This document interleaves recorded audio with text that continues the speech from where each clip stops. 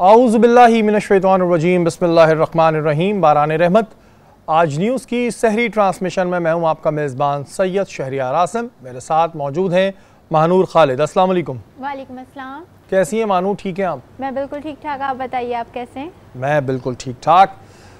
आज हम 24वीं सहरी की निशिस्त में मौजूद हैं और हमारा आज का मौजू है नमाज की फजीलत। नमाज यानी मोमिन की मेराज। रोज़े महशर में सबसे पहला सवाल नमाज का ही होगा। नमाज जन्नत की कुंजी है, ऐसे ही नहीं कहा जाता, क्योंकि अगर एक नमाजी को इस बात का इल्म हो जाए कि उसे कितनी रहमतों ने घेर रखा है, तो कभी वो अपना सजदे से सर नहीं उठाएगा। और ए मोमिनो, नमाज इस तरह पढ़ा करो जैसे तुमसे ज़्यादा कोई गुनाहगार नहीं, और बेशक मेरे रब से ज़्यादा कोई गफूरुर रहीम नहीं। इस नशिस्त में अपने मेहमानों का तारुफ आपसे कराऊं। आज जो मेहमान हमारे साथ मौजूद हैं किसी तारुफ के मोहताज नहीं है। लोगों के चेहरों पे मुस्कुराहट बिखेरने में एक बहुत अहम किरदार है। पाकिस्तान का एक बड़ा असासा है हमारे और आपके बहुत प्यारे हनीफ भाई। अस्सलाम वालेकुम हनीफ भाई।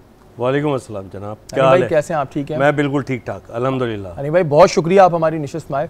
आपका बहुत शुक्रिया, आपने इतनी अच्छी निशिस्त में मुझे बुलाया।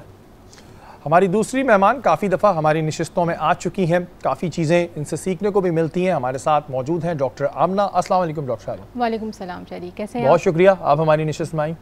आपका शुक्रिया कि आपने दीन की महफिल में बुलाया। जज़ाकल्लाह। रोज़ाना की तरह हमारी रहनुमाई फरमाने के लिए हमारे साथ मौजूद हैं मुफ्ती मोहसिन। अस्सलाम वालेकुम मोहसिन भाई। वालेकुम सलाम वरहमतुल्लाहि वबरकातुहू। निशिस्त का आगाज़ अपने मेहमानों से करते हैं। हनीफ भाई, आजकल सबसे पहले मैं बात करूँगा, मैं आपका शो देख रहा था इफ्तार ड्राइव, और बहुत अच्छा शो जा रहा है। उसमें हमने काफ़ी नात-ख्वां भी देखे जी। और उन लोगों को भी देखा कि जो हमारे बहुत सीनियर लोग हैं। हनीफ भाई, क्या कॉन्सेप्ट है वो? थोड़ा सा हमने तो देखा हुआ है, थोड़ा सा नाज़रीन को और बताइए। अच्छा, वो इफ्तार ड्राइव जो है मेरे यूट्यूब चैनल के लिए है और फेसबुक पेज हनीफ राजा के लिए।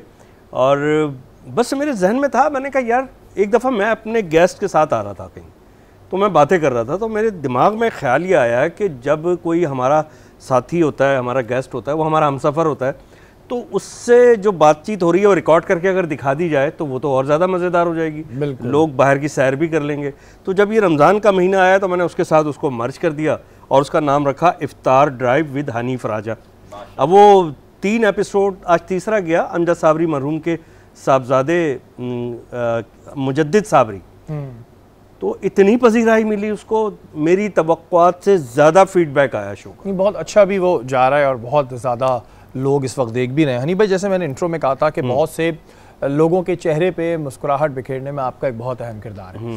हनीफ भाई, क्या बचपन से था कि लोगों को खुश करना है, लोगों को देखना है? किस तरह आपका स्टार्ट हुआ कि आपने लोगों को खुश करना शुरू किया और लोगों ने पसंद करना शुरू किया? ये एक बड़ी बात है कि लोग पसंद भी करते हैं। शायरी बहुत आपका, हम तो प्यार से इनको शायरी कहते हैं, शहरियार आसिम नाम है इनका, और बहुत अच्छा खूबसूरत सवाल है और आपने बहुत अच्छे अंदाज में, बहुत अच्छे पैराए में किया है। वरना लोग ये कहते हैं कि आपको कब से शौक़ हुआ, ये होता नहीं है, ये मतलब पैदाइशी आपके अंदर सलाहियत मौजूद होती है, उसको दरियाफ्त करना होता है, डिस्कवर करना होता है कि ये आप ये कर सकते हैं, आप बहुत अच्छी नात पढ़ सकते हैं, आप होस्टिंग कर सकते हैं, आप बहुत अच्छी इमामत कर सकते हैं, या आप दीन की बातें कर सकते हैं, या आप बहुत अच्छे डॉक्टर बन सकते हैं। तो ये अंदर सलाहियत मौजूद होती है। तो मैं करता था अपने स्कूल के ज़माने में, खुद ही ड्रामा लिखता भी था, और ऑल कराची स्कूल ड्रामा वो हुआ था कंपटीशन, उसमें फर्स्ट प्राइज़ लिया माशाल्लाह। तो पता ही नहीं था, डायरेक्शन भी खुद ही कर रहे हैं, लिख भी खुद ही रहे हैं। बाद में मैं कराची स्कूल आर्ट में जब पढ़ना मैंने शुरू किया, ये सेकेंड ईयर के बाद एडमिशन वहाँ होता है, तो गुलशन इकबाल कराची। जी। तो मैंने वहाँ पढ़ना शुरू किया। मैं कमर्शियल डिज़ाइनिंग का शौक़ था, मुझे कहीं दूर दूर तक मेरे जहन में नहीं था कि मैं कॉमेडी करूँगा, एक्टर बनूंगा। टेलीविज़न पे आने का मुझे बिल्कुल शौक़ नहीं था। अच्छा। हाँ, और वही लोग ज़्यादा आते हैं टीवी पे, और जिनको शौक़ होता है बाहर ही खड़े रहते हैं क्योंकि वो ज़रूरत से ज़्यादा शौक़ का इजहार कर रहे होते हैं। तो मुझे कोई ऐसा शौक़ था नहीं, लेकिन वो विटिनेस जो थी ना, जो विट थी मेरी, वो मेरे दोस्तों ने कहा यार इसको प्रोफेशनली इस्तेमाल करो। एक बात होती है जब आप किसी बात पे तबसरा करते हैं ना, तो या तो वो कमज़ोर सी, वीक सी बात होती है, एक बात होती है बड़ी प्रोफेशनल, बड़ी पुख्ता, बिल्कुल, जिसको आप कहीं भी पेश कर सकते हैं। तो मेरे कुछ दोस्त थे, उनमें ये समझ और ये नज़र मौजूद थी। उन्होंने कहा यार हनीफ इसको प्रोफेशनली करना शुरू करो। वो फिर अपने महल्ले के लेवल पे जो लड़के होते हैं म्यूज़िक का शौक़ और कॉमेडी वॉमेडी करने लगे, फिर भी शौक़ नहीं था, पता नहीं था। फ़रीद ख़ान साहब मिले, मशहूर हमारे कॉमेडियन मरहूम फ़रीद ख़ान साहब, उन्होंने एक शो में मुझे देखा, फिर वो मुझे कमर्शियल शोज़ में ले जाने लगे। इस तरह चल सो चल हो गया। और 90 में पहली दफ़ा मैंने स्टेज प्ले किया, उस्तादों के उस्ताद, मुझे खुद ही इनवाइट किया गया। फिर मोइन अख्तर साहब के साथ मैंने पहला स्टेज प्ले किया, एक्सक्यूज़ मी बाबा। और फिर टेलीविज़न से हैदर इमाम रिजवी साहब ने मुझे ख़ुद कॉल की, और असर शाह खान जेदी साहब का स्क्रिप्ट था बादब बामुलाहिज़ा होशियार, वो ऐसा सटायर था, आज के वक्त में भी वो फिट है। अच्छा, और हनीफ भाई को हम ज़ाहिर काफ़ी, अच्छा इन सब बातों, सॉरी आपकी बात हनीफ भाई थोड़ा सा माजरत, क्योंकि वक्त यहाँ पे बस मैं ये कहना चाहूँगा कि अल्लाह का जो करम फजल रहा, मुझे कहीं धक्के नहीं खाने पड़े, इन सब ने मुझे खुद इनवाइट किया। बिल्कुल जी, जो आपका टैलेंट होता है वो दिखता है, और हनीफ भाई को हम काफ़ी अरसे से देख रहे हैं, और जब भी देखते हैं कुछ नया ही देखते हैं, और बहुत अच्छा काम कर रहे हैं। बहुत सारी दुआएं भी इनके लिए, और भी बहुत सारी बातें करेंगे। वक्त तो एक ब्रेक का, ब्रेक के बाद हाजिर होते हैं।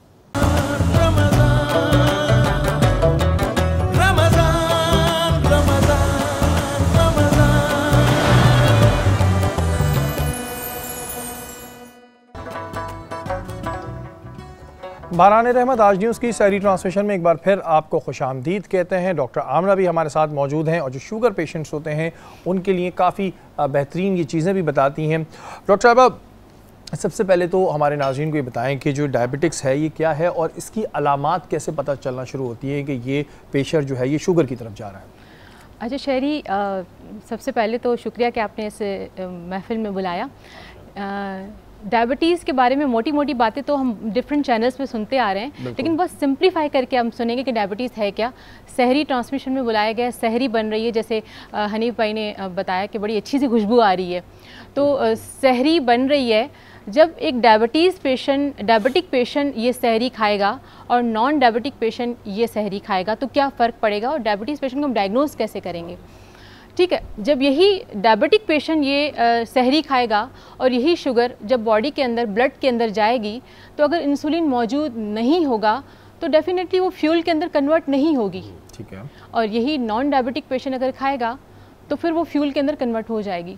तो इंसुलिन का होना इतना ज़रूरी है फ्यूल के अंदर कन्वर्ट होने के लिए, एनर्जी के अंदर कन्वर्ट होने के लिए, तवानाई के अंदर कन्वर्ट होने के लिए, यानी कि इंसुलिन का होना बहुत ज़रूरी है।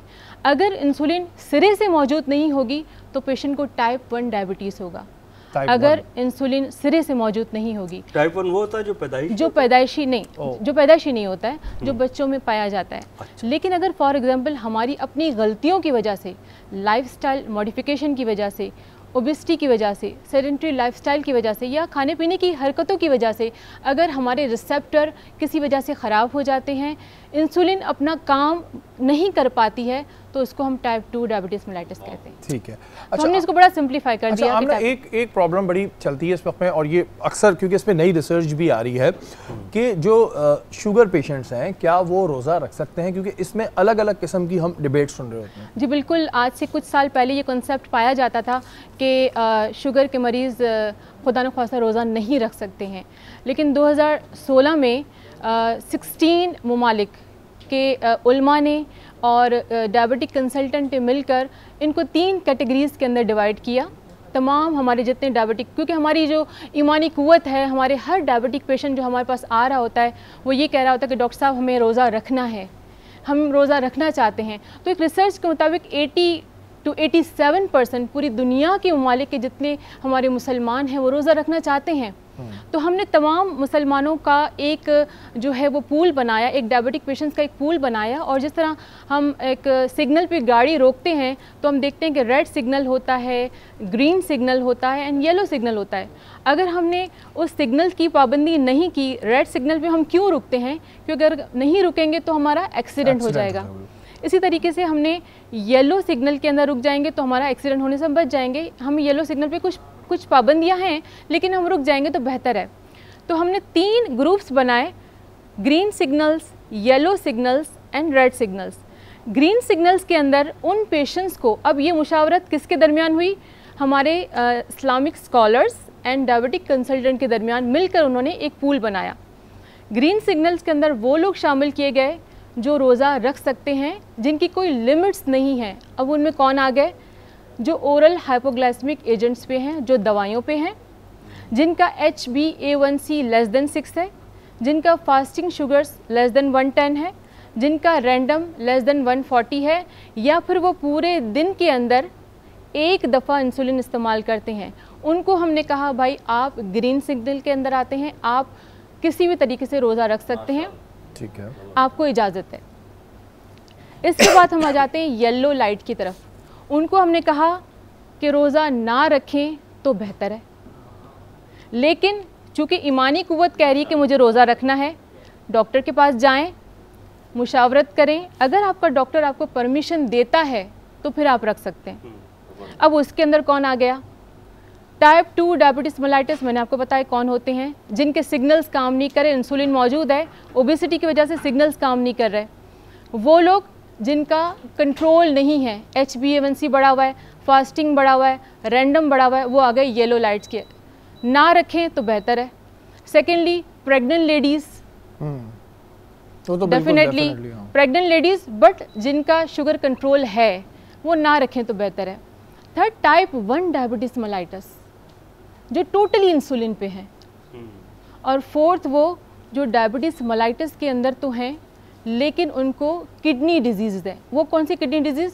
जो kidney disease 3rd and 4th stage पे, अब डेफिनेटली यहाँ हम नहीं बता सकते कौन सी स्टेजेस पे, 3rd एंड 4th पे, वो ना रखें तो बेहतर है। लेकिन अगर फिर भी शहरी अगर वो रखना चाहते हैं तो डॉक्टर के पास जाएं, डॉक्टर उनकी डोज एडजस्टमेंट करेंगे एंड उनको परमिशन देंगे। यानी कि पैमाने जो हैं वो आप लोगों ने डिसाइड कर दी। और एक बड़ी अच्छी ये सवाल मैंने इस वजह से पूछ लिया था कि लोग बड़ा कंफ्यूज रहते हैं, ख़ास तौर पे कि जी रखें ना रखें, फिर प्रॉब्लम्स होती हैं। तो डॉक्टर आमना ने चीज़ें बताई हैं उस पर आप बिल्कुल अमल करें और फिर उसके बाद अल्लाह ताला आपको तौफीक दे। हनी भाई, आपने ये तो बता दिया कि किस तरह आगाज़ हुआ, किस तरह शौक़ हुआ। अभी मैं देखता हूँ कि काफ़ी लोग हैं जिनका मीडिया या सोशल मीडिया, क्योंकि आप दोनों तरफ ही इस वक्त में काम कर रहे हैं, उन्हें बड़ा शौक़ हो रहा है आने का। हनी भाई, क्या चीज़ होती है, ये टाइम लेता है? क्योंकि अब हमारे यहाँ ये हो गया है कि आएँ और रातों रात वायरल हो जाए, क्योंकि एक दो ऐसे वाक़यात हो गए। अच्छा, सोशल मीडिया की बात, सोशल मीडिया पे भी एक दो एक्सेप्शनल वाक़यात हो गए।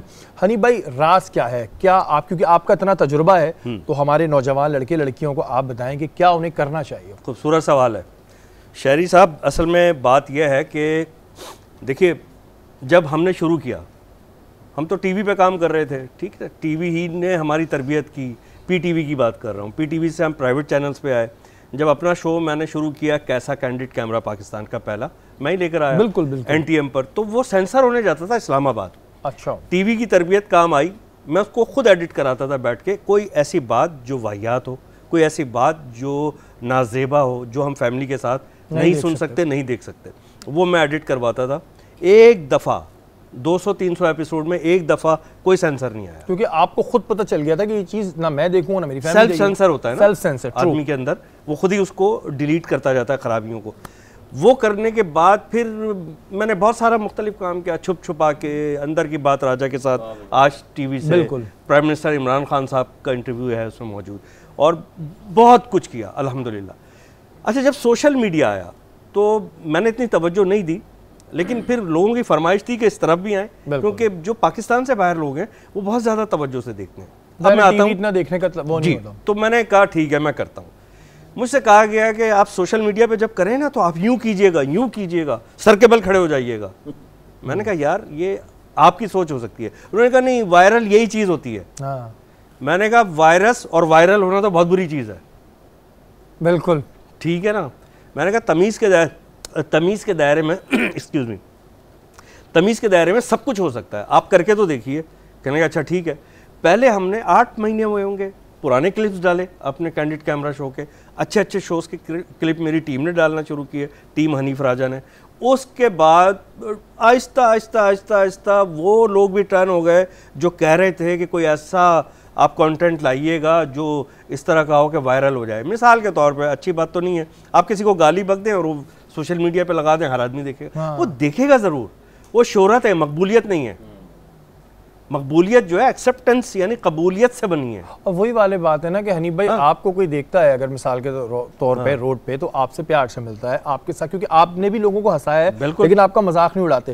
लेकिन हमारे यहाँ कुछ लोग ऐसे वायरल हुए हैं कि जिनसे बात ही इस तरह करते हैं लोग कि वो उनके जहन में उनका इमेज वही होता है कि यार ये तो ये इससे क्या वो करना। अच्छा, उससे पता है क्या होगा शहरियार भाई, उससे होगा ये कि वो कुछ दिन ज़रूर अच्छे लगेंगे। अच्छे तो नहीं कह सकता, मतलब देखते रहेंगे लोग, आहिस्ता आहिस्ता फेड आउट होंगे, उनसे फेड अप होना शुरू हो गए लोग। बहुत सारा सोशल मीडिया का कंटेंट देखे, फिर मैंने आखिरी तजुर्बा ये किया, मैंने कहा अगर ये नहीं चला मैं सोशल मीडिया पे कोई कंटेंट लाऊंगा ही नहीं।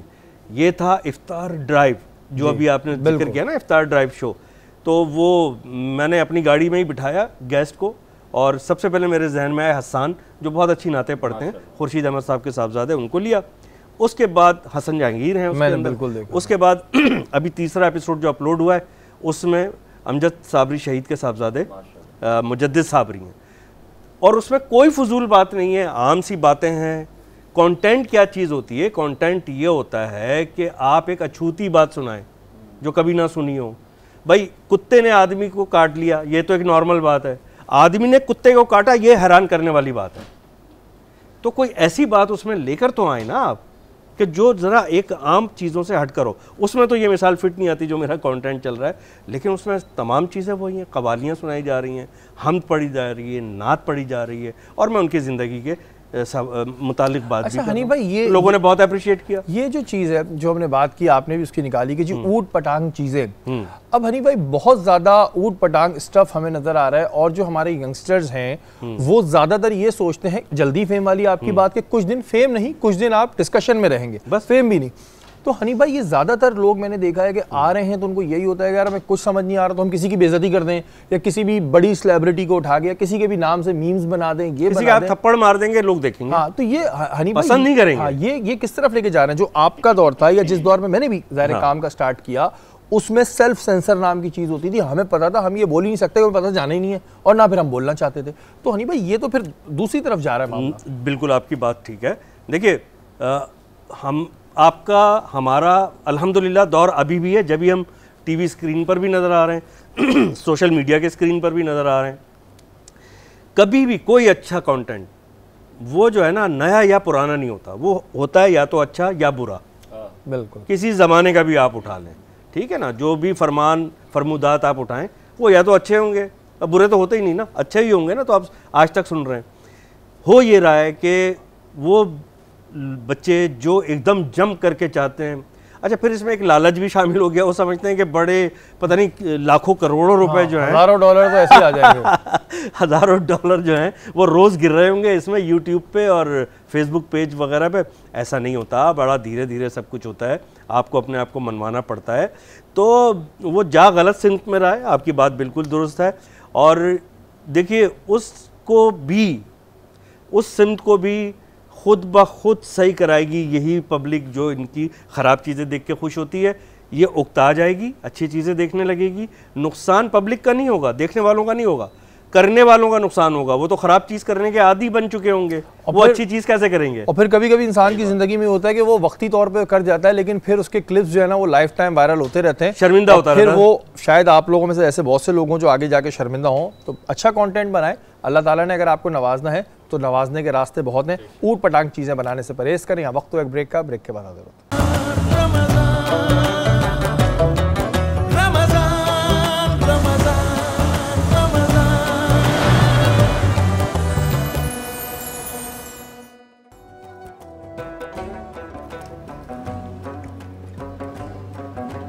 बारान रहमत आज न्यूज़ की सहरी ट्रांसमिशन में एक बार फिर आपको खुशामदीद कहते हैं। महानूर क्या बनाया आपने, ये बताएं जनाब। चिकन चीज़ पोटैटोज़ बनाया आज मैंने। चिकन चीज़ पोटैटोज़ को हम पिज़्ज़ा फ्राइज टाइप चीज़ है ये कुछ?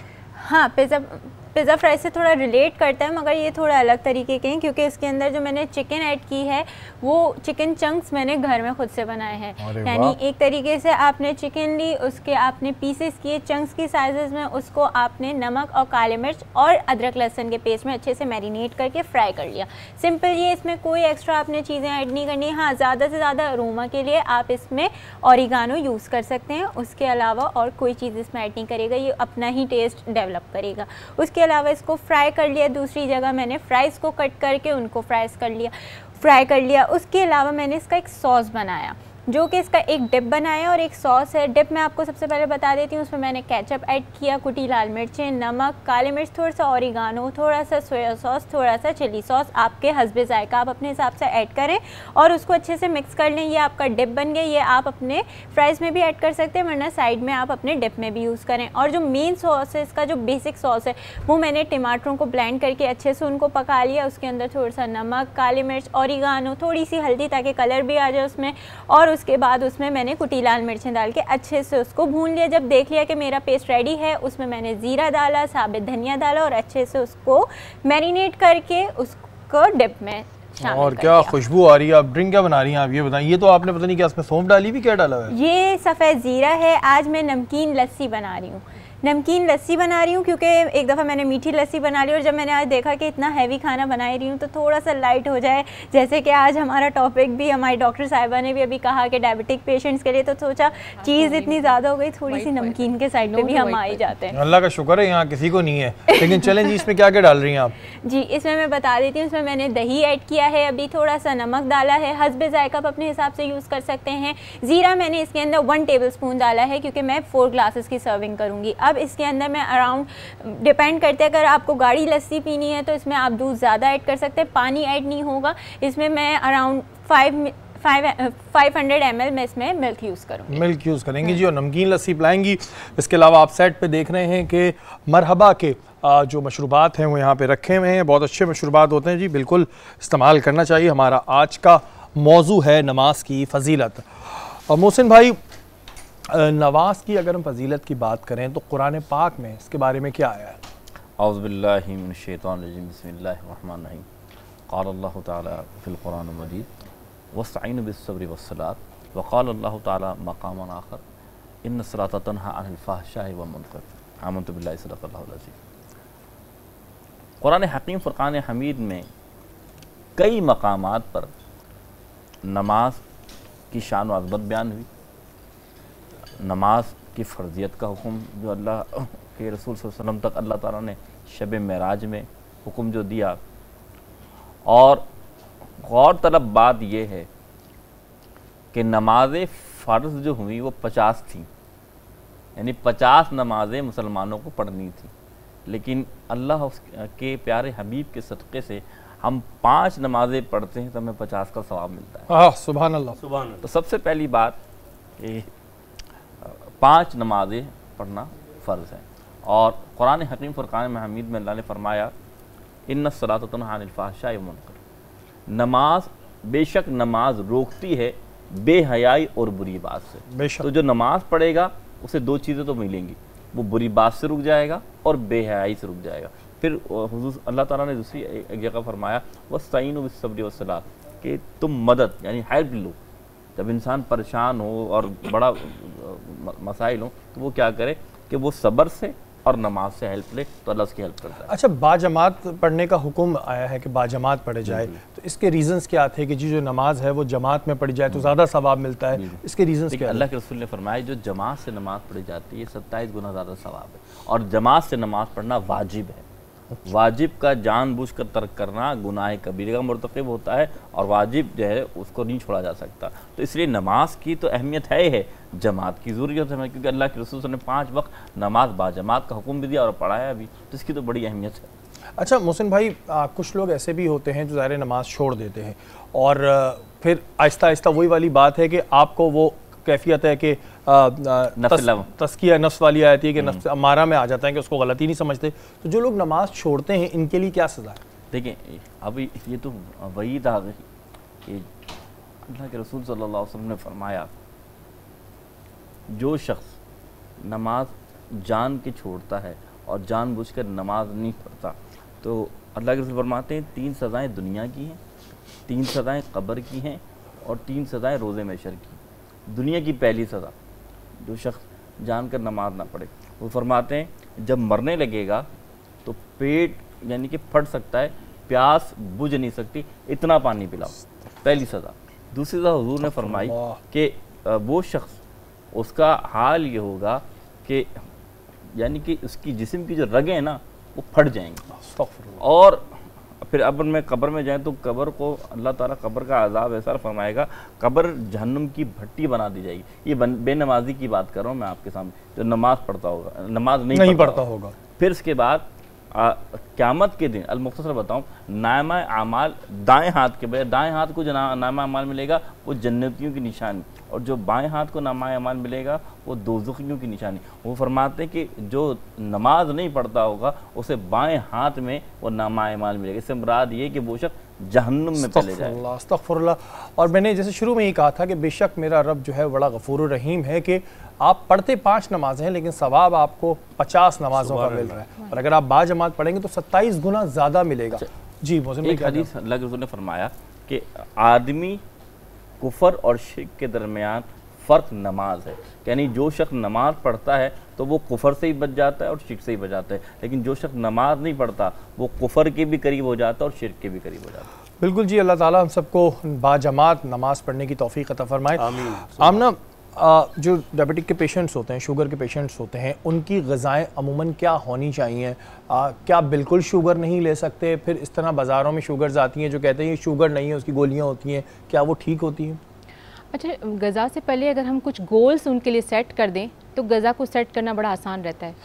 गोल्स, 8 गोल्स जो बताते हैं डायबिटिक पेशेंट्स के लिए, सबसे पहला जो गोल होता है, हमारी जो नज़र होती है सबसे पहले होती है 3 महीने की शुगर पे। अगर वो सेट होगी ग़िज़ा भी सेट हो जाएगी। HbA1c मैंने पहले भी कहा should be less than 6, fasting should be less than 110, random should be less than 140। अच्छा, LDL जिसको हम ब्लड शुगर बोलते हैं should be less than 100, BP उसका 130/90 होना चाहिए। अब आ जाते हैं एक्सरसाइज। उसकी एक्सरसाइज जो है, डेली की एक्सरसाइज 30 मिनट्स होनी चाहिए, ज़रूरी है। और अगर वीकली देखें 150 मिनट्स होना चाहिए। फिर चाहे वो सैटरडे संडे ऑफ कर दे, 150 मिनट्स होनी चाहिए। उसके बाद आ जाते हैं उसकी स्लीप 6 to 7 आवर्स, 8 आवर्स उसकी होनी चाहिए। ये सारी चीज़ें अगर हम सर्कल में करेंगे ऑटोमेटिकली उसकी शुगर कंट्रोल होना शुरू हो जाएगी। अच्छा, स्ट्रेस से ताल्लुक़ है शुगर का? और फिर कह रहे हैं कि जो आजकल एक कोविड की सिचुएशन है, जो शुगर पेशेंट है उन्हें जल्दी कोविड लग जाता है। स्ट्रेस किसको नहीं है? आजकल देखें बच्चों की स्ट्रेस, फाइनेंशियल स्ट्रेस, घर की स्ट्रेस, औलाद की स्ट्रेस, एजुकेशन की स्ट्रेस, हर शख्स स्ट्रेस में घिरा हुआ है। लेकिन एक स्टडी के मुताबिक 90% हम अपनी डायबिटीज़ को, ओबेसिटी को या अपने प्रॉब्लम्स को सॉल्व कर सकते हैं अगर हम एक्सरसाइज की तरफ आ जाएं। ओबेसिटी को कंट्रोल करेंगे, ऑटोमेटिकली हमारे रिसेप्टर कंट्रोल हो जाएंगे, हमारी डायबिटीज़ कंट्रोल हो जाएगी। तो सबसे पहली चीज़ एक्सरसाइज की तरफ आ जाएं, योगा की तरफ आ जाएं, ऑटोमेटिकली हमारी स्ट्रेस कंट्रोल हो जाएगी, ऑटोमेटिकली हमारी शुगर कंट्रोल हो जाएगी। बिल्कुल जी, 30 मिनट जो है आप ज़रूर जो है एक्सरसाइज करें ताकि आपकी शुगर जो है कंट्रोल रहे। अच्छा, उसके बाद जो आपने मुझसे पूछा ग़िज़ा का, ग़िज़ा में सबसे पहले 4 चीज़ों को नो बोल देना है। नो टू रिफाइंड कार्बोहाइड्रेट्स, मैदे को नो बोल देना है। नो टू रिफाइंड शुगर, चीनी को, वाइट पॉइजन को नो बोल देना है। No to refined process foods को, जिसमें हमारी आ जाती है पकोड़े, समोसे और सारी जो bakery items. And no to vegetable oils, जिसमें कनोला ऑयल आ जाता है, डालडा ऑयल आ जाता है। और यस किसको बोलना है? यस किसको बोलना है? ऑलिव ऑयल को बोलना है। पेशेंट आते हैं, डॉक्टर आमना क्या खा सकते हैं? सबको नो बोल दिया, क्या खा सकते हैं? बिल्कुल यही सवाल मेरा था। डेफिनेटली इफ्तार में खाना है, आपने फल खाना है लेकिन विदाउट शुगर। आप गोश्त खा सकते हैं, गाय को गोश्त को नो बोलना है, लेकिन आप क्या खा सकते हैं? आपने मुर्गी का गोश्त खाना है, आपने फ़िश खानी है, आपने मटन खाना है। डेफिनेटली सही कह रहे हैं, मटन खा सकते हैं। आप अंडा खा सकते हैं जर्दी के साथ, पहले बोलते थे नहीं खाने, अब आप खा सकते हैं। आप दूध पी सकते हैं, आप लस्सी पी सकते हैं। मशरूबात में आपने डेफिनेटली चीनी वाला मशरूबात नहीं पीना है, लेकिन आप लस्सी पी सकते हैं। लस्सी आप हल्की से नमकीन पी सकते हैं। डेफिनेटली अगर आपका बीपी कंट्रोल है तब आप पी सकते हैं। आप काफ़ी चीज़ें कर सकते हैं, लेकिन वाइट पॉइजन जो जिसको हम चीनी बोलते हैं। अच्छा, दूसरी चीज़ मैं कहूँ, अक्सर जो लोग होते हैं उनका एक कॉन्सेप्ट होता है, वो ये है कि अगर उनसे मीठी चाय, आप उनसे कहें कि चाय लेकर आएँ और उनसे ये कहते हैं कि आप विदाउट शुगर लेकर आए, तो आपसे पहला क्वेश्चन, हमारे थिंकिंग को चेंज करना है। पहला सवाल, आप शुगर के पेशेंट तो नहीं है, तो आपकी माइंड सेट को चेंज करने के। डेफिनेटली हर पेशेंट या हर इंसान जो आपसे फीकी चाय मांग रहा है, ज़रूरी नहीं है कि वो डायबिटिक हो। बिल्कुल जी, अपनी डाइट को कंट्रोल करने के लिए ये तमाम चीज़ें। या ब्रेक पे, अगर ब्रेक पे हम जा रहे हैं और इसके बाद फिर हम ये बाकी जो हनी भाई का सवाल है उसको भी कंटिन्यू करेंगे। यहाँ पे वक्त है ब्रेक का, ब्रेक के बाद हाजिर होते हैं। रमज़ान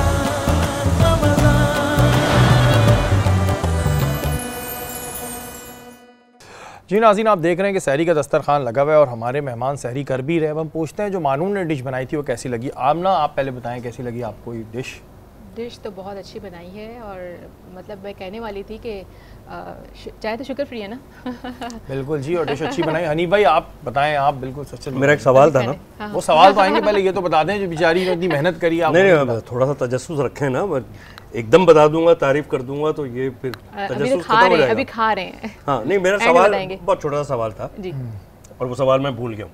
अच्छा, आप तो शुगर से रिलेटेड पूछ रहे थे। हाँ, ये कोई बात कर रही थी तो मैं सिर्फ ये पूछ रहा था कि वो जो लोग बोलते हैं कि यार कहीं शादी में थोड़ा सा मीठा खा लेते हैं, कभी कभार खा, उसका मुख्तसरन बताइए कि उससे कोई फर्क पड़ता है? डिपेंड करता है कि वो डायबिटिक है या नॉन डायबिटिक है, उससे उस रिलेटेड। मैं डायबिटिक की बात कर रहा हूँ। डायबिटिक डेफिनेटली, अगर फॉर एग्जांपल उनकी शुगर कंट्रोल है तो फिर डेफिनेटली कोई फ़र्क नहीं पड़ता। लेकिन ऑलरेडी वो अनकंट्रोल्ड है, उसकी शुगर 300 तक पहुंची हुई है और फिर उसने उठा के मीठा खा लिया, बिरयानी खा ली, तो डिपेंड करता है कि वो डायबिटिक। अब मुझे असल सवाल याद आ गया। जी जी प्लीज़। जितनी एहतियातें आपने शुगर के लिए बताई हैं जी, ये फरमाइएगा कि क्या ये जो नॉन डायबिटिक लोग होते हैं उनको भी ये एहतियातें करनी चाहिए? लोगों का कॉन्सेप्ट ये है कि हमें तो शुगर है नहीं, हम तो 7 खून माफ है, सब कुछ खाओ और मंड के खाओ। बिल्कुल बिल्कुल, वो तो खतरनाक चीज है। एग्जैक्टली आजकल पहले तो ये कहते थे कि डायबिटीज़ जो है वो मौरूसी बीमारी है, ख़ानदानों में रन करती है, लेकिन आजकल कॉन्सेप्ट चेंज हो गया है। जितना लाइफस्टाइल हम मॉडिफिकेशन कर सकते हैं, ये अब खानदानी बीमारी नहीं रही है, ये टोटली डिपेंड करता है हम पे। अगर फॉर एग्जांपल मेरे एक पेरेंट को डायबिटीज़ है तो मुझे 50% चांसेस है कि मुझे शुगर हो सकती है। लेकिन अगर मेरी लाइफस्टाइल चेंज है, मेरी सेडेंटरी लाइफस्टाइल, आजकल बच्चों के हाथ में देखें, बच्चे टीवी देख रहे हैं और पिज़्ज़ा हाथ में है, लाइफस्टाइल टोटली चेंज हो गया है, बच्चे बैठ के टीवी देख रहे हैं, बच्चों में भी शुगर आजकल देखो ना पाई जाती है। बस तो इसका कहने का मतलब यह है कि अब जो भी नॉन डायबिटिक लोग भी हैं उनको भी अच्छा एक चीज माइंडसेट चेंज करने की जब मैंने बात की कि हर पतली लड़की जो हमें नजर आती है शादी के बाद, जरूरी नहीं है कि उसका ससुराल उसको दुखी रखता है, हो सकता है कि उसने अपने आप को कंट्रोल किया हुआ है। ये दूसरी बात कह दिया वैसे। नहीं और हर मोटी खातून जरूरी नहीं कि खुशहाली की निशानी है। प्लीज अपने माइंडसेट को चेंज करें। बिल्कुल, आपने वजह फरमाया। सवाल ये था कि इन्होंने डिश बनाई वो कैसी लगी? कि भाई लस्सी आपने बहुत उम्दा बनाई है, थैंक यू, और खाना बड़ा लजीज बनाया है। और ये क्या चीज़ है? Chicken cheese fries. मुफ्ती साहब बहुत देर से हाथ साफ कर रहे हैं इस पे। ठीक है ना, और बहुत मजे का है। अब मैं भी इसको टेस्ट करूंगा। और आपके हाथ में अल्लाह ने जायका दिया है माशाल्लाह, मैंने खाया है और वाकईतन बहुत अच्छा बनाया है। अच्छा मुफ्ती साहब, क्योंकि मेरे बहुत अच्छे दोस्त भी हैं तो जरा हम बेतकल्लुफ हैं, आप लोग बुरा मत मानिए। अच्छा हनी भाई, ये जो हमारा सेगमेंट होता है ना, थोड़ा लाइटर मोड पे भी होता है, इसमें हम थोड़ा बचपन भी जानना चाहते हैं। अब बहुत से इस वक्त ऐसे नाजरीन बैठे होंगे जो आपका बचपन जानना चाह रहे होंगे कि आप बचपन में कैसे थे। अब लोगों के जहन में आता है कि जी ये तो हंसाते रहते, तो बचपन में सबको हंसाते होंगे, तो बचपन कैसा था आपका? यार मैं बचपन में बहुत छोटा था। वो तो सब होते हैं। बचपन देखिए, ये कोई बहुत ज़रूरी नहीं है कि जो बच्चा बहुत शरारती होगा वो कोई बहुत ही बड़ा होके और उससे भी ज़्यादा शरारती बनेगा। यह जो बचपन में शाय होगा वो बड़ा होके जो है बहुत ही ज़्यादा शर्मीला होगा और सोफे के पीछे छुपा रहेगा सारी ज़िंदगी। ऐसा नहीं होता।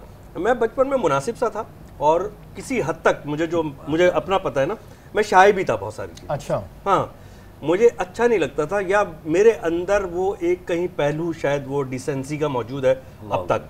ठीक है ना, तो मुझे कुछ चीज़ें जो है नहीं अच्छी लगती। मिसाल के तौर पर जब मैं थिएटर करता था तो वो बहुत ऊट पटांग हरकतें भी होती थी, कभी कभार मुझे करना पड़ती थी। फिर मैंने महसूस किया कि यार ये मैं इसलिए नहीं, मैं मतलब मेरे नहीं है, जॉब नहीं है, छिचोरापन ना तो मैं कर सकता हूँ। हाँ, और करूँगा भी तो मुझ पर अच्छा नहीं लगेगा। सही, ठीक है। बचपन में मुनासिब सा था, पढ़ने लिखने का शौकीन था, मैथ में बहुत बुरा था, बाकी सब्जेक्ट्स में बेहतरीन, मैं कुछ भी कर सकता, मैं डॉक्टर बन सकता था। मेरी बेटी माशाल्लाह डॉक्टर बन रही है और अभी वो 4th ईयर में आई है, वो माशाल्लाह MBBS कर रही है। आमीन सुम्मा आमीन। तो मेरा बचपन इस तरह का था। हाँ, शरारत का ताल्लुक जो है वो जहानत से भी है। ठीक है ना, अब ये डिपेंड करता है कि वो बच्चा किस लेवल का शरीर है। एक बच्चे होते हैं पंगेबाज, जो आपके घर में मेहमान आते होंगे तो आपका दिल चाहता होगा कि इसकी अम्मा इधर उधर हो, मैं रख के 2-3 चमाट लगाऊं। कभी वो प्लग में हाथ डाल रहा होगा, कभी आपने बड़े शौक से जो बहुत चीजें खराब गुलदान खरीदा होगा उसको नीचे फेंक रहा होगा। एक्स्ट्रा। वो होते हैं बदतमीज बच्चे। शरारत में और बदतमीजी में फर्क है। बिल्कुल सही कह रहे हैं। बिल्कुल, और ये चीज़ें पेरेंट्स का एक बड़ा अहम रोल तो होता मैं है। बदतमीज नहीं था, शरारती था। और हनी भाई की जो क्वालिटी है, मैं बताऊं, कभी कभी रिकॉल होता है, हम जब हमने नए नए फील्ड में आए थे एक चैनल पे, तो अब हम हनी भाई तो माशाल्लाह तब भी एक नाम था, लेकिन हनी भाई का मिलने का तरीका हमेशा से बहुत अच्छा और बहुत खुलूस से मिलते थे। ये नहीं कि एक इतने बड़े सेलिब्रिटी हैं और जी हमने कोई नई एंट्री ली है, तो वो चीज़ें जो है इंसान को याद रहती है। अच्छा हनी भाई, मैंने एक बात कही थी, हनी भाई क्या रीज़न था कि हमने कभी आप में वो एक एटीट्यूड जो वर्ड होता है वो नहीं देखा, कभी आपको इस तरह नहीं देखा। आप हर जो जूनियर आर्टिस्ट भी होते थे, टेक्निकल स्टाफ भी, उनके साथ भी बड़ा फ्रेंडली रहते थे। हनी भाई इसका भी कोई नुस्खा है? क्योंकि हम देखते हैं लोगों के कॉलर चौड़े रहते हैं। नहीं, वो असल में उनको ये पता ही नहीं होता कि अल्लाह की क्या रहमत उन पे हुई है। ये तो सबसे पहले महसूस करने वाली बात होती है ना, जब आपके हिस्से काम कर रही होती हैं। मैं आपकी चुटकी लूंगा, आपकी हिस्से काम कर रही हैं, तो आपको चुटकी का दर्द महसूस होगा ना। बिल्कुल ठीक है ना। या मैं आपको प्यार करूंगा तो आपको अच्छा लगेगा ऐसे। तो जिस आदमी की हिस्स खत्म हो जाती है तो उसको ये नहीं पता होता कि अल्लाह ने जो रहमत की है उसको मैं किस तरह महसूस करूं। बेशक। देखिए, मैं अस्तगफिरुल्लाह, अल्लाह से माफ़ी के साथ अर्ज़ करता हूँ, बहुत तौबा के साथ, कभी कभार थोड़ा सा एटीट्यूड देना पड़ता है जो बाहर देते हैं। बिल्कुल, कहीं जैसे आप अपने मोबाइल पे ऊपर एक प्रोटेक्टर लगाते हैं ना कि नीचे गिरेगा तो टूटेगा नहीं, ऐसे आपको अपनी शख्सियत के ऊपर भी एक प्रोटेक्टर लगाना पड़ता है, वरना लोग आपको खा जाते हैं। तो वो करता हूँ, लेकिन जब मैं देखता हूँ यार मैं जिससे बात कर रहा हूँ, जिससे हम कलाम हूँ, जिससे डील कर रहा हूँ, वो खुद भी बहुत अच्छा है, तो मुझसे होता नहीं कि फिर मैं खामखा बड़ा बन जाऊँ, कॉलर खड़े करूँ। और देखें, बगैर कॉलर का कुर्ता पहनता हूँ इसीलिए। और यही चीज़ है कि अल्लाह ताला ने जो है हनी भाई को इतना नवाजा है, इनकी इज्जत है। और जो हमारे फील्ड के लोग भी हैं, क्योंकि हम तो सारे फील्ड में होते हैं, पता होता है, वो पीछे अच्छे अल्फाजों में याद करते हैं। इंसान की बड़ी बात ये होती है कि जब वो चला जाए तो उसके पीछे अच्छे अल्फाज इस्तेमाल किए जाएँ। वक्त तो है ब्रेक का, ब्रेक के बाद हाज़िर।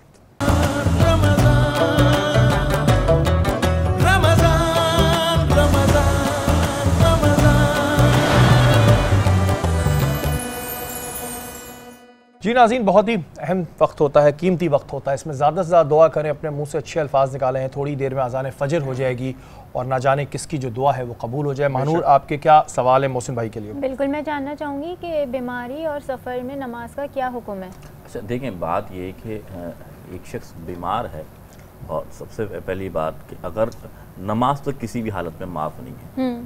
अगर खड़े होकर पढ़ सकता तो खड़े होकर पढ़े, बैठ के पढ़ सकता तो बैठ के पढ़े, ठीक है। और अगर ये हालत भी नहीं है तो हुक्म ये कि इशारे से पढ़े। नमाज नहीं छोड़नी, नमाज फ़र्ज़ नहीं, यानी कलमा पढ़ने के बाद दूसरी फ़र्ज़ इबादत कौन सी है जिसका हुक्म आया है, वह है नमाज। माशाल्लाह। तो नमाज नहीं छोड़ सकते। और सफ़र का, तो सफ़र में होता है कसर हो जाती है, यानी फ़र्ज़ को जैसे 4 फ़र्ज़ ज़ोहर के हैं तो उसको आप 2 कर लें, आधा हो जाती है। असर के 4 फ़र्ज़ हैं वो भी आधे हो जाते हैं। मगरिब के नहीं हो सकते कि वो 3 फ़र्ज़ होते हैं। फजर के जो 2 फ़र्ज़ हैं वो आप 2 पढ़ने होते हैं, तो उसमें कसर कर लिया जाता है। और क्या नींद की हालत में वज़ू टूट जाता है?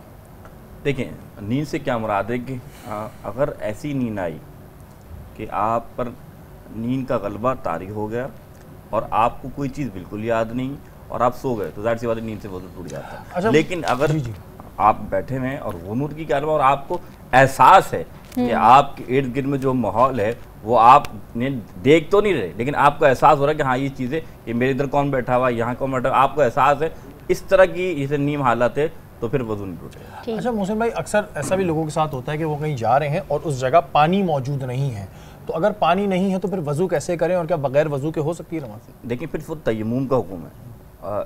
इस तरह है कि 40 घर दाएँ, 40 घर बाएँ, 40 घर आगे, 40 घर पीछे, यानी कि ऐसे जैसे आप सफ़र में गए या कहीं ऐसी जगह गए जहाँ पानी मैसर बिल्कुल ही नहीं, तो मैंने शरई तौर पे आपको बताया कि 40 घर दाएँ, 40 घर बाएँ, 40 घर आगे, 40 घर पीछे। तो अब ये समझ लिए कि एक पूरा इलाका हो गया। तो जिस इलाके में आप जाते हैं वहाँ पानी मैसर नहीं, तो तयम्मुम किया जाता है, और तयम्मुम इस्लाम ने इसको इजाज़त दी। तयम्मुम का तरीका क्या है कि आप ये हाथ मट्टी में या मट्टी जैसी जिन्स में उसको मलेंगे, यानी इस तरह आप दीवार से भी लगाते हैं। बिल्कुल बिल्कुल, ये दीवार में भी क्या सकते हैं, मिट्टी की जिन्स से चूना है या आप जो भी, तो उसको आप मिट्टी को आप इस तरह करके हाथ पहले आपने 2 मरतबा ऊपर नीचे करना है, सर के जो बाल हैं और थोड़ी तक इसको फिर आपने नियत करते हैं कि मैं वजू की पाक होना चाहिए, अगर पाक नहीं है तो ये पाक भी हो सकते हैं, याद रखिएगा। दोनों बातें हैं कि अगर इतना पानी भी ऐसे नहीं कि पाकी नापाकी हो गई और नमाज का वक्त हो गया है तो उसमें दोनों नियत कर ली जाए, यानी पाकी की भी और वजू की भी। तो पहले आपने चेहरा आपने करना है, फिर दूसरी मरतबा आपने क्या करना है, दोबारा रगड़ना है हाथों को ऐसे, पहले सीधे हाथ को ऐसे लेके जाना है और फिर यूं करके यूं लेकर आना है, फिर दूसरे वाले हाथ से उल्टे हाथ से फिर ऐसे लेके जाना है हाथ की पुष्ट, हाँ पुष्ट, और फिर आगे से यूं करके लेके आना है। ये आपका तयम्मुम हो गया, ये तयम्मुम का तरीका उसके बाद आप नमाज उसके बाद आप नमाज भी पढ़ सकते हैं और आप पाक भी खिला सकते हैं, लेकिन शर्त यही है कि नमाज यानी पानी मुयस्सर बिल्कुल भी ना हो। उसी सूरत में मैंने पूछा था। इसी तरीके से अगर कोई बीमार है और इतनी बीमारी ऐसी है कि अगर वो पानी को हाथ लगाएगा तो हलाक हो जाएगा उसका भी, और अगर खौफ इतना है कि कोई मैं बाहर निकला तो मुझे मार दिया जाएगा और सामने दुश्मन बैठा है, सांप बैठा है या शेर बैठा है, उस सूरत में भी नमाज का वक्त हो गया तो वही काम कर सकते हैं। अच्छा मोहसिन भाई, एक चीज़ अक्सर लोगों के साथ नमाज में होती है कि नमाज पढ़ते पढ़ते वो इस बात का उनको ध्यान निकल जाता है कि इस वक्त कौन सी रकत में है, तो ऐसी सूरत में क्या करें कि अब उनको याद नहीं है कि मैं तीसरी में हूँ या चौथी में हूँ या गुमान जिस चीज़ पर है उस पर गालिब गुमान करते हुए वो खड़ा हो जाए। मिसाल के अगर तीसरी पर गुमान है कि तीसरी रकत है तो तीसरी रकत पे खड़ा हो जाए, ये शक और ज़्यादा ना करे बल्कि जन्ने गालिब जिस पर हो उसके लिहाज से फिर नमाज आगे मुकम्मल। अच्छा मोहसिन भाई, असल में होता ये है कि जो हम समझते हैं कि भूल जाते हैं ना, अक्सर इंसान है, ह्यूमन एरर आता है, वो भूल जाता है कि पहली रकात थी दूसरी रकात थी कौन सी थी। अब हम ये जो गुमाने गालिब होता है इसमें भी हम ये सोचते हैं यार कहीं हम आसानी के लिए तो ये नहीं सोच रहे कि नहीं हमने दूसरी पढ़ ली है, तो हम फिर पीछे से जाना शुरू करते हैं कम से कम में, तो उसके लिए क्या करें? नहीं देखें, पहली बात अगर आप मिसाल के तौर पे कि आप ये देखें कि आपने दूसरी रकत में तो आपने यानी कायदे में बैठना है, तो आप ये देखें कि आया आप कायदे में बैठ गए कि नहीं बैठ गए, तो पहले तो ये गुमान करें। अगर यकीन गुमान है कि आप कायदे में नहीं बैठे हैं तो क्या होगा, फिर आपने इसका मतलब पहली रकत मुकम्मल की, दूसरी नहीं की, तीसरी में तो फिर आपका हुक्म ये कि आप बैठ जाएं। ठीक है, तो इस तरह बात ये कि अपने नमाज को ही देखा जाएगा कि नमाज के अंदर कौन से हरकत और सकनात के जरिए आप आगे अदा कर रहे हैं। अच्छा, आप कुछ भी डिसाइड नहीं कर पा रहे तो सजदा सहू में चले जाएं? नहीं, मुराद ये है कि अगर आपने मिसाल के तौर पे आपने अपने लिहाज से आपने दूसरी रकत में बैठना था, आप खड़े हो गए, खड़े हो गए, आपने क़याम में हाथ बांधा, ख्याल आया आपको यार मुझे तो बैठना था, तो हुक्म फिर क्या होगा कि जब आप चौथी रकत में बैठेंगे तो फिर आप सजदा से आप करेंगे। अच्छा, एक चीज़ और प्रॉब्लम ये होती है कि अक्सर लोग नमाज पढ़ रहे होते हो ध्यान कहीं और चले जाता है, कोई भी आपके पीछे प्रॉब्लम चल रही है, कोई परेशानी चल रही है, ऐसी सूरत में क्या नमाज कबूल होती है कि आपका ध्यान कहीं है, बस आप पढ़ रहे हैं लेकिन दिमाग आपका कहीं और है? देखिए शरीफ भाई, नमाज नाम है खुशू खुजू का। खुशू खुजू किसे कहते हैं कि यकसुई के साथ अल्लाह रब्बुल इज़्ज़त की बारगाह में हाजिर होना।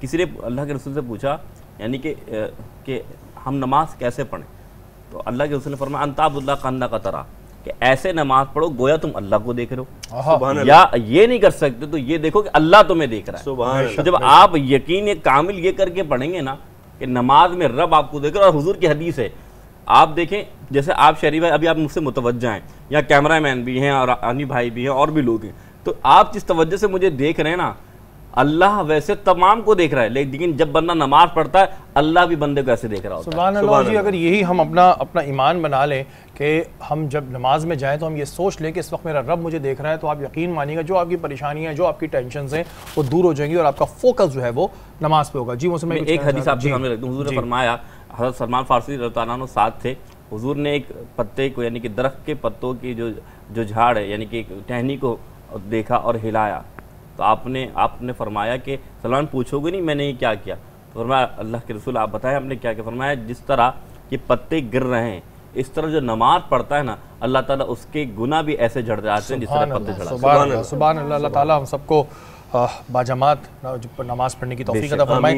हनी भाई, बात होती है जब प्रैंक्स की, अब तो बहुत सारे नाम आ गए, बट पाकिस्तान में, इंडिया में, यहाँ पे इन तमाम जगहों पे आपका शो जो है वो उसको देख के लोगों ने स्टार्ट की, इसके तो आई विटनेस सब है, कॉपी हो रहा है सारे, वो सबको पता है। हनी भाई, वो आइडिया कहाँ से आया था कि यार इस तरह के प्रैंक्स होने चाहिए, और आपके प्रैंक्स की क्वालिटी थी अल्फाजों का चुनाव बहुत अच्छा होता था, वो शौक या वो जो था आइडिया वो कैसे क्लिक हुआ था? वो हुआ ऐसे शहरी भाई के मैं 91 में गया था अमेरिका सबसे पहले अपने करियर में, तो मैंने वहाँ पे पहली दफ़ा कैंडिड कैमरा, ये जो वो गैग्स बोलते हैं उसको, वो गैग बाद में प्रैंक का नाम दे दिया गया, वो सब चीज़ें मैंने वहाँ देखी पहली दफ़ा। अच्छा, वो दूसरे टाइप के थे, वो इस तरह के थे कि मैं इस नशिस्त में उसको डिस्कस भी नहीं कर सकता। डेफिनेटली हमारे माशरे के लिए थे ही नहीं, हमारे कल्चर के लिए, ठीक है ना। सिंपली वो बड़े वाहियात किस्म के, बिल्कुल। और वो म्यूट थे, आवाज़ उसमें कुछ नहीं थी, वह एक जैसे होते थे, एक जैसे आपने भी देखा होगा। अच्छा, वो भी पेड होते हैं सारे, वो इस तरह नहीं करते, वो तो बड़े बड़े एक्टर्स लेते हैं, पूरा प्लान करते हैं उसकी अच्छी क्वालिटी बनाने के चक्कर में। मैंने कहा यार, अगर प्रैंक ही करना है कैंडिड कैमरा, तो हमें इस तरह करना चाहिए कि हम छुपाएं, और जो रॉ क्वालिटी आ रही है वो भी ऑन एयर जाने दें। इस बात पे मेरी बड़ी बहस हुई। उस ज़माने में जो चैनल था NTM, उन्होंने कहा यार ये तो क्वालिटी बड़ी ख़राब है, सामने दीवार आधी नज़र आ रही है, आधा। मैंने कहा हम इसको ओरिजिनल कर रहे हैं भाई, कैमरे को छुपा के। तो ये सब चीज़ें इसमें जायज़ हैं, बिल्कुल। फिर वो पूरा बोर्ड बैठा, उन्होंने कहा हनीफ इज़ राइट, नजर नहीं आता कि भाई आप जब ओरिजिनल कर रहे हैं, और वही उसकी खूबसूरती बनी। फिर क्या होता था, शूट करते करते कैमरा का फोकस आउट होता था, तो कैमरामैन उसको शूट के दौरान ही फोकस करता था। मैं उसको कटने नहीं देता था, मैं उसको एज इट इज लगाता था कि ये ओरिजिनल है, इसलिए पता चले। अब वो इंडिया ने कॉपी किया, वो जानबूझ के फोकस आउट करते थे और फोकस इन करते थे ताकि ओरिजिनल लगे। तो खैर उसके बाद फिर मैं बस, अल्लाह ताला ने एक रहम फरमाया हुआ, एक क्रिएटिव जहन दिया है। मैंने कहा कि यार ये पब्लिक के साथ तो कर रहे हैं, तो ये फिर सेलिब्रिटीज़ के साथ होना चाहिए। वो किया, सेलिब्रिटीज़ के साथ सेलिब्रिटी प्रैंक्स किए।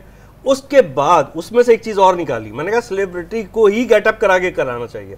अदनान सिद्दीकी को पुलिस कांस्टेबल बनाया हमने, जो अपना एक्टर है अदनान सिद्दीकी, तो पुलिस कांस्टेबल मैंने उसको बनाया और कैमरा छुपा दिया। मज़े की बात ये हुई कि उसने जिस बंदे को रोका ना, पहला या दूसरा बंदा था, वो था ही पुलिस वाला। अरे भैया, उसने तो बस वो जो चीखो पुकार, शोर शराबा और ऐसी उसने गुफ्तगू फरमाई कि वो फिर हमें काटनी भी पड़ गई। बिल्कुल। तो जब वो लोगों ने देखा तो बड़ा अच्छा लगा। सज्जाद अली को हमने हार, फूल, पिन्स वगैरह नहीं बेचते, ये जामा क्लास मार्केट, ये ख़वातीन के शॉपिंग सेंटर्स में, वो बना दिया, मुंह पे मेकअप करके, फटे हुए कपड़े। एक फैमिली, एक आंटी, उनकी बेटियाँ, आंटी कह रही है सज्जाद अली लग रहा है, वो बेटियां कह रही हैं पागल हो गई हैं अम्मी, सज्जाद अली हार फूल और ये इज़ारबंद बेचेगा क्या? कह रही नहीं ये सज्जाद अली जैसा ही लग रहा है।